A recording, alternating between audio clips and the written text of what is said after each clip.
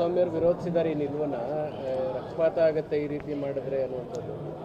ಸದ್ಯ ಒಂಚೂರು ಕುಡಿಯೋಕ್ಕೆ ನೀರು ಕೊಟ್ಬಿಟ್ಟು ನೀವು ಯಾವುದರ ಪಾತ್ರ ಹಿಡ್ಕೊಳ್ಳಿ, ಫುಟ್ಪಾತ್ ಥರ ಹಿಡ್ಕೊಳ್ಳಿ, ಇನ್ಯಾವುದರ ಪಾತ್ರ ಹಿಡ್ಕೊಳ್ಳಿ, ಯಾವ ರಕ್ತನೂ ಇಲ್ಲ ಪಾತನೂ ಇಲ್ಲ. ನೀವೇನು ಮಾಡಿದ್ದೀರಿ, ನಿಮ್ಮ ತ್ಯಾಗ ಏನು, ನೀವೇನು ಮಾಡಿದ್ದೀರಿ ಅಷ್ಟು ಕೊಟ್ಬಿಟ್ರೆ ಸಾಕು ನಮಗೆ. 5 ತಾಲೂಕು ಸೇರಿಕೊಳ್ಳುತ್ತೆ. ಈಗ ಹೊಸದಾಗಿ ಹಾರೋಳಿ ಮಾಡಿದ್ದಾರೆ. ಮೊದಲು 4 ಇತ್ತು, ನಮ್ಮ ಜಿಲ್ಲೆಯಲ್ಲಿ 4 ತಾಲೂಕಿತ್ತು. ಕನಕಪುರ, ಮಾಗಡಿ, ಚನ್ನಪಟ್ಟಣ, ರಾಮನಗರ ಐತಿ. ಹೊಸದಾಗಿ ಹಾರೋಳಿ ಒಂದು ಮಾಡಿದ್ದಾರೆ. ಹಾರೋಳಿ ಯಾವಾಗ ಮಾಡಿದ್ರಿ ನೀವು?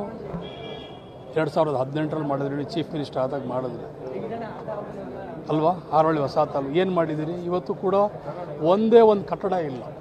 ಒಬ್ಬ ಅಧಿಕಾರಿ ಕುತ್ಕೊಂಡು ಸಭೆ ಮಾಡಲಿಕ್ಕೆ, ಸರ್ಕಾರದ ಕಾರ್ಯಕ್ರಮಗಳ ಅನುಷ್ಠಾನ ಮಾಡಲಿಕ್ಕೆ ಒಂದೇ ಒಂದು ಆಫೀಸ್ ಇಲ್ಲ. ಒಂದು ಇಒ ಆಫೀಸ್ ಇಲ್ಲ, ಸಬ್ ರಿಜಿಸ್ಟ್ರ್ ಆಫೀಸ್ ಇಲ್ಲ, ಒಂದು ತಾಲೂಕು ಆಫೀಸ್ ಇಲ್ಲ. ಈಗ ಹೆಸರು ಬದಲಾವಣೆ ಮಾಡಿರೋದ್ರಿಂದ ಇದೆಲ್ಲ ಆಗುತ್ತೆ ಅಂತ ಅನಿಸ್ತಾ. ನಮ್ಮ ಆಸೆ ಏನು, ಅಭಿವೃದ್ಧಿ ಕಾಣಬೇಕು, ಮಾಡ್ತೀವಲ್ಲ, ಮಾಡತ್ತಿರ್ತೀವಿ. ಈ ಕೃಷ್ಣ ಬೈರೇಗೌಡರು ರೆವಿನ್ಯೂ ಮಿನಿಸ್ಟರ್ ಆಗಿದ್ದಾರೆ. 17 ಕೋಟಿ ರೂಪಾಯಿ ಅವತ್ತು ಕಟ್ಟಡಕ್ಕೆಲ್ಲ ಅನುದಾನ ಬಿಡುಗಡೆ ಮಾಡಿದ್ದಾರೆ. ಡಿ ಸಿ ಅವರು 5 ಎಕರೆ ಜಮೀನು ಮಂಜೂರಾತಿ ಮಾಡಿದ್ದಾರೆ. ಇನ್ನೂ ಬೇಕಾದರೆ ಎಲ್ಲ ಇಲಾಖೆಗಳಿಗೂ ಕೂಡ ನಾನು ಮಂಜೂರಾತಿ ಮಾಡಿದೆ. 50 ಎಕರೆ ಗುರುತಿಸಿದ್ದೀವಿ ಗೌರ್ಮೆಂಟ್ ಲ್ಯಾಂಡು. ಒಂದೇ ವರ್ಷ ನಮ್ಮ ಸರ್ಕಾರ ಬಂದಿರೋದು, ಒಂದೇ ವರ್ಷ ಆಗಿರೋದು. 50 ಎಕರೆ ಗುರುತಿಸಿದ್ದೀವಿ. ಬಡವ್ರಿಗೆ ಮನೆ ಕೊಡೋಕ್ಕೆ, ಅಧಿಕಾರಿಗಳಿಗೆ ಆಫೀಸನ್ನು ಕಟ್ಟಲಿಕ್ಕೆ, ಅವ್ರು ಕೂತ್ಕೊಂಡು ಸರ್ಕಾರದ ಕಾರ್ಯಕ್ರಮ ಅನುಷ್ಠಾನ ಮಾಡಲಿಕ್ಕೆ 50 ಎಕರೆ ಗುರುತಿಸಿದ್ದೀವಿ.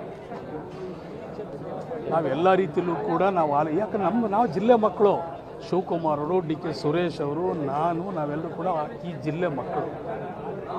ಆ ಜಿಲ್ಲೆ ಮಕ್ಕಳು ನಾವೆಲ್ಲರೂ. ನಾವು ಬೇರೆ ಜಿಲ್ಲೆಯವರಲ್ಲ.